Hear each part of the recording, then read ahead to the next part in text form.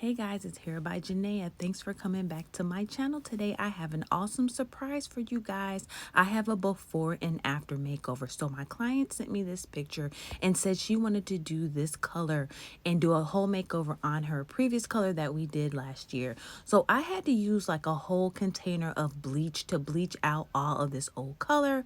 I used 20 volume. Of course, you guys, I can't see, so I missed the whole bowl, but I mixed up 20 volume with a whole container of bleach pretty much to lift all of this old color out of her hair. So we started mainly at the roots because that's where she had a lot of new growth. And as you can see, she's very, very dark. She is like a level 2 in her natural base color.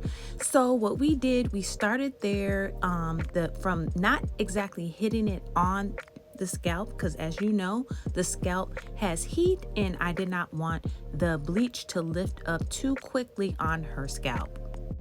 And if you guys want more information on bleaching hair, just leave a comment down below and I will maybe do a video explaining and going into detail about lifting hair with bleach. So anywho, again, she has multiple colors in her hair. You see on the root and the mid shaft, it's all the way dark with her new growth, and then toward the ends and the rest of the mid shaft, because her hair is all the way down to around her waist length. She has waist length hair, so she had about 2 or 3 different colors going on in her hair, and the goal is to get the color even. We need an even canvas playing field to do this color to achieve the look that she wants to look. So we couldn't go ahead and put the color on with all of these different levels of color that she had on her hair. Again, with her natural base color, which is her natural hair,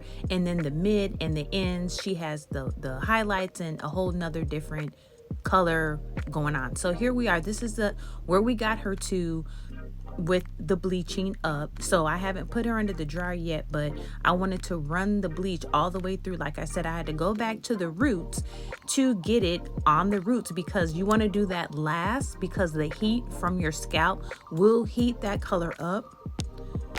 So remember, you don't want to get it on the roots until the end, because you don't want the hair too hot root, as they call it. So now we're just evening everything out a little bit more on the ends, adding more bleach to the ends so they can lift pretty fast to get up even with that root and shaft that we got. So now I'm popping her under the dryer to process it, and I had to use 2 bags because she has so much hair. So yeah, we're gonna pop her under there for about a good 20 minutes just to get those ends up a little bit more. And this is the result. This is the result that we got after we took her from under the dryer. Very happy with the levels that we got. So here are the colors that we went for. This is a PulpRiot product. The product is called PulpRiot. So these are the 4 colors that we are going to put on her hair.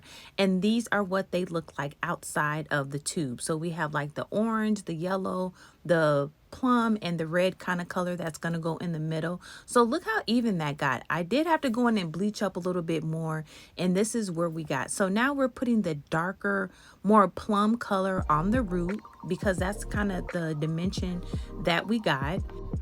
It was pretty cool, like getting it on the root. Now this is not a color that needs developer.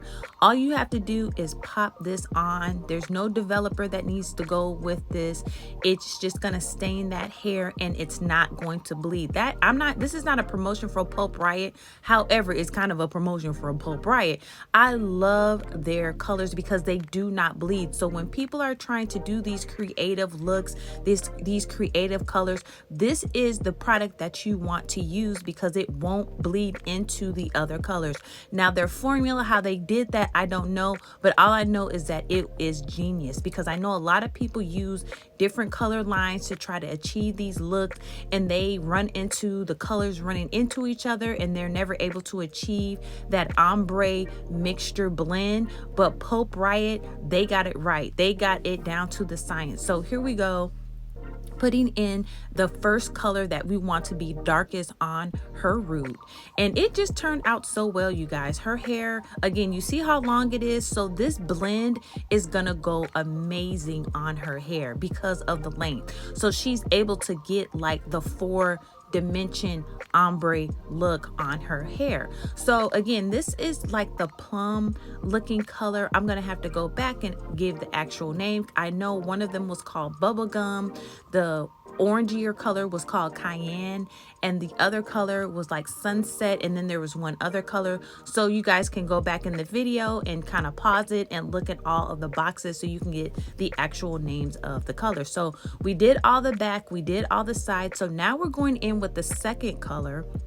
It's more of, this is the bubblegum color. It's kind of like a pinkish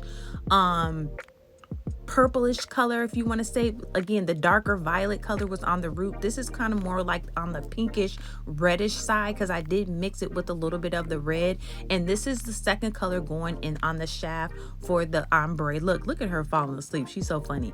So anyway, now we're going in with the orange color. I just did everything all at once for on this strand so you guys could see what I did. So here's the second color going in. Remember, lift up that hair, make sure that the color saturates in that hair. Go in with the comb to make sure that the color is saturating in the hair very well. So then we went in with the third color, the more orangey looking color. Again, I think this was the cayenne color. And so then at the bottom, I'm adding that sunset yellow looking color. Now, if you really want that yellow to show, you have to lift the hair up a little bit more, but I wanted it to just be like a lighter orange to kind of like blend in with the orange. So see what it did? So you have the top color, the mid color, the orangey color toward the end, and on the bottom we got that yellow. So this is what it looked like once we rinsed her hair out. So now I'm going in, and of course I'm blow drying, but this is the result, you guys, that we got once we processed that color. We processed it for a good 30 minutes. You want to make sure that hair gets baked in. I did not put her under the dryer.